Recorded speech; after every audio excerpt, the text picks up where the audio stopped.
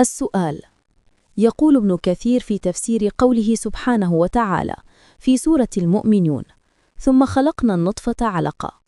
إن الله صير النطفة وهي الماء الدافق الذي يخرج من صلب الرجل وهو ظهره وترائب المرأة، وهي عظام صدرها ما بين الترقوة إلى السرة.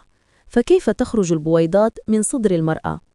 الإجابة: الحمد لله والصلاة والسلام على رسول الله وعلى آله وصحبه، أما بعد، فقد اختلف العلماء في تفسير الترائب في هذه الآية، هل هي للمرأة وحدها أم للرجل والمرأة معا؟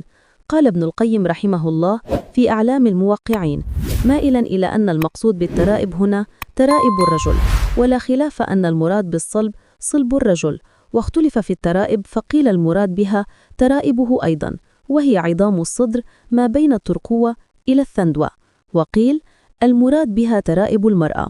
والأول أظهر لأنه سبحانه قال: يخرج من بين الصلب والترائب، ولم يقل يخرج من الصلب والترائب، فلا بد أن يكون ماء الرجل خارجا من بين هذين الملتقين، كما قال في اللبن: يخرج من بين فرث ودم.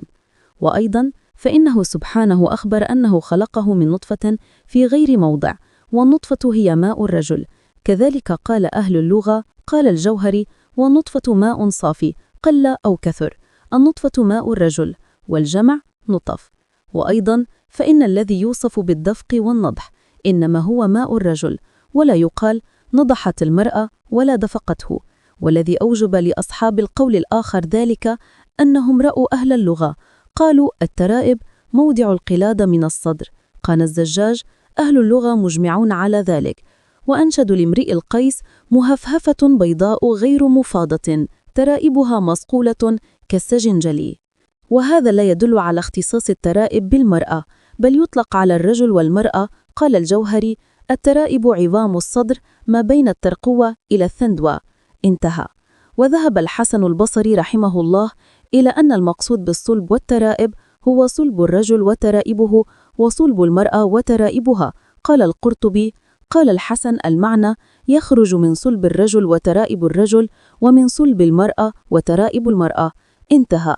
وهذا هو الذي رجحه الدكتور علي البار في كتابه خلق الإنسان بين الطب والقرآن، حيث قال: تقول الآية الكريمة: إن الماء الدافق يخرج من بين الصلب والترائب، ونحن قد قلنا أن هذا الماء المني إنما يتكون في الخصية وملحقاتها كما تتكون البويضة في المبيض لدى المرأة، فكيف تتطابق الحقيقة العلمية مع الحقيقة القرآنية؟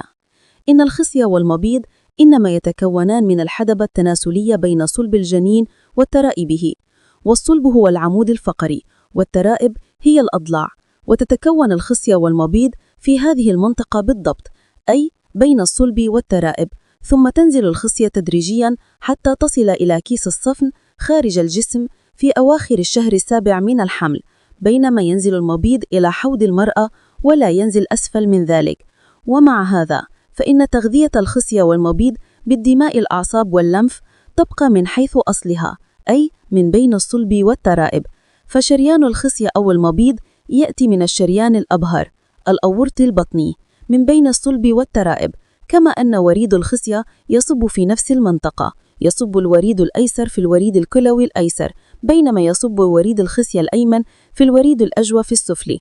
وكذلك أوردة المبيض وشريانها تصب في نفس المنطقة، أي بين الصلب والترائب، كما أن الأعصاب المغذية للخصية أو للمبيض تأتي من المجموعة العصبية الموجودة تحت المعدة من بين الصلب والترائب. وكذلك الأوعية اللمفاوية تصب في نفس المنطقة، أي بين الصلب والترائب. فهل يبقى بعد كل هذا شك أن الخصية أو المبيض إنما تأخذ تغذيتها ودماءها وأعصابها من بين الصلب والترائب؟ فالحيوانات المنوية لدى الرجل أو البويضة لدى المرأة إنما تستقي مواد تكوينها من بين الصلب والترائب، كما أن منشأها ومبدأها هو من بين الصلب والترائب. والآية الكريمة إعجاز كامل حيث تقول من بين الصلب والترائب، ولم تقل من الصلب والترائب، فكلمة بين ليست بلاغية فحسب، وإنما تعطي الدقة العلمية المتناهية. انتهى. هذا والمشهور في التفاسير هو أن الصلب للرجل والترائب للمرأة، وهو مروي عن ابن عباس وغيره. والأولى في مثل هذه الأمور الرجوع إلى الطب الحديث وعلم التشريح للوصول إلى الفهم الأمثل لآيات الإعجاز العلمي، ولعل أقرب ما قيل في ذلك هو ما نقلناه عن الدكتور علي البار. وننصح الأخ السائل بالرجوع إلى الاستشارات الطبية في الشبكة، فلعله يزداد فائدة منهم، والله أعلم.